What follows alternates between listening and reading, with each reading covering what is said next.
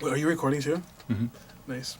I can talk about my doc a little bit. All right, so me and my crew been meeting up a couple times. We've gone to Foundation. I've taken a lot of pictures. We've gotten in contact with some people, some skaters there. Yesterday, we went and met up with Rob, which is the owner of Push Skate Shop downtown. And he's kind of been really involved in the skate community here in Nashville since the beginning. And he helped create what today is Foundation, along with some other people. And a lot of that money came from a gallery that is also part of the skate shop. And they host showings and raise money through that so that they can continue building out Foundation. There's also a jar, a donation jar that is situated on the counter at Push Skate Shop. So I feel like I should invite everybody to donate because it's for a good cause. And I actually put a couple dollars in there while I was there yesterday. But honestly, like, everything's progressing really well. So hopefully the ending product will be nice and some good quality work. That's it. I looked it up. It is Quabs.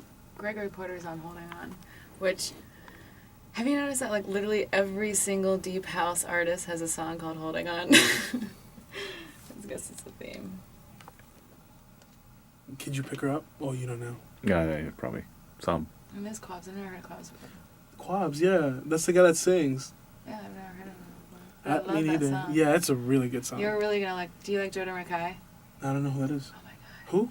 Jordan Rakai. Jordan Rakai. He's like an Australian vocal artist. He's similar, kind of that PBR&B. No, I've never listened to him.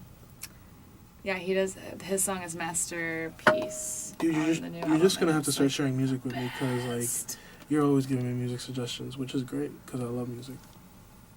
Yep. I do like the music. So what do we do after we got all the recordings? Tell us this is Wireless Lav. Wireless Lav on... Oh, this is Wireless Lav on crappy Handycam. Halfway through 4th grade, my family and I moved to Colombia. And I lived there for 6 years. And it was interesting there just because I had to learn how to read and write Spanish. And my Spanish was very poorly spoken. But as I was there, that got perfected. And then in 2007, I came back to the U.S. And I've been here since then, even though I've gone back to Colombia twice to visit. So, yeah, I've just been around like a bit.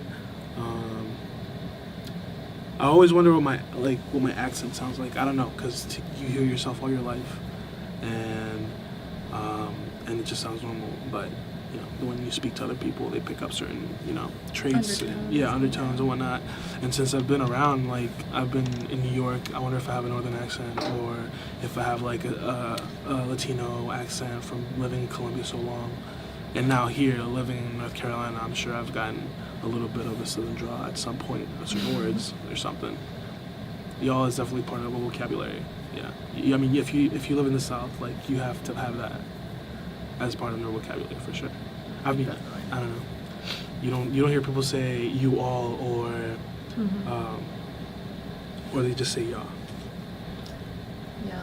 I mean, and then, like, it sounds different to other people too. Like, all the people, my family lives in California, and every time I get with them and I talk, they say, "Oh my gosh, you have the most southern accent." Yeah, but you don't. See, like, to us, I don't think you have a southern accent at all. But it sounds different to them. And like, if I say y'all, it'll slip. I'll say y'all every now and then. And there you go, y'all. Well, what do Northerners say? The window was saying, wrap it up.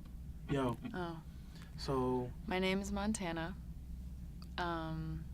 I got the name because my father was born in Montana. I personally have never been to Montana. People call me a variety of different things. When I was young, my parents called me Tana. My friends call me Monty.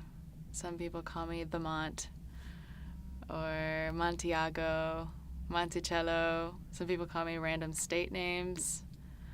Like awesome. Dakota or Idaho. Dang, people get creative. They do, yeah, definitely.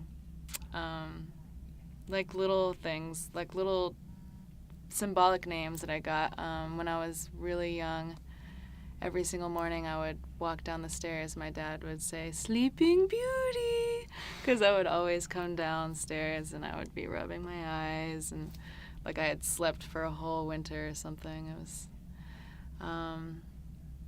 My grandmother used to call me Lady Godiva because I had really, really long hair when I was little. That's cool. I don't know if I've ever been called anything super creative. The only ones I've ever gotten are Jeff, Jeffrey, or Jeffy, and that's it. Does anyone ever call you Heffy or Hefferson? Heffy. I've had people call me Hefferson, but with more of like the Jewish accent. Like Hefferson. Kind of like that, yeah. Well, I had a couple of Jewish friends in high school, and it just kind of they just kind of came up with it. It was funny, and then from that point on, they always called me that, which was I thought it was cool. I don't know. That's fun. And I've always kind of been interested in Jewish culture and tradition, so it was interesting.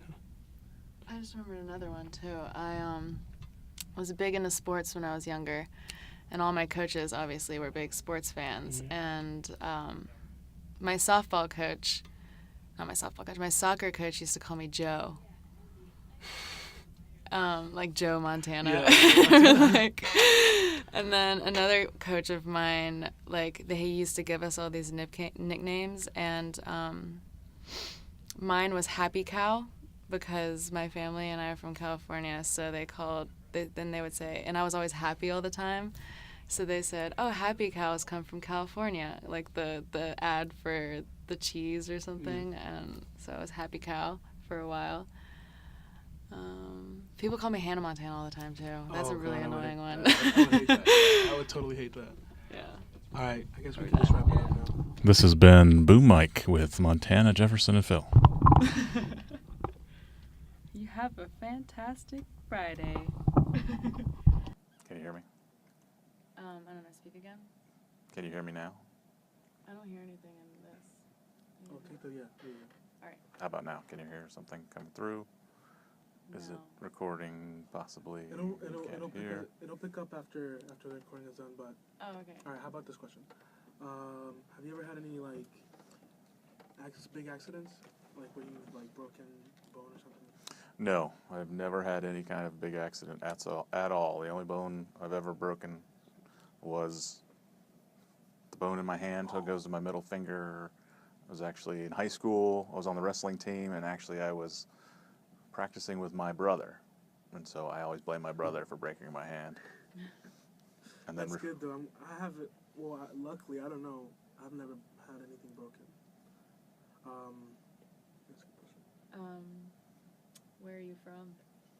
I was born in Florida, lived there for the first 7 years of my life, and then we moved to Asheville, and I grew up here, lived here till. So you went to high school here too? Yes, went to AC Reynolds. AC Reynolds. Is that over on closer to Fletcher, right? Fairview, right? Fairview. Fairview, that's right. Yeah, Yep. that's right. East side of town. I lived in Hawk Creek, which is just Oh, I know exactly where that's at. just east of Tunnel Road. Tunnel Yeah. Road. Left to go to Carolina as a freshman. Dropped out after a year. Came back here. Came here for a year. Dropped out of here. Got married. Moved back down there. Lived there for.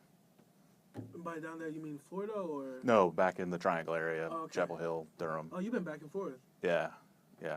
My house is still in Durham, but I have family still around here, so I'm actually living in my in-laws' house because they do half the time up in Indiana.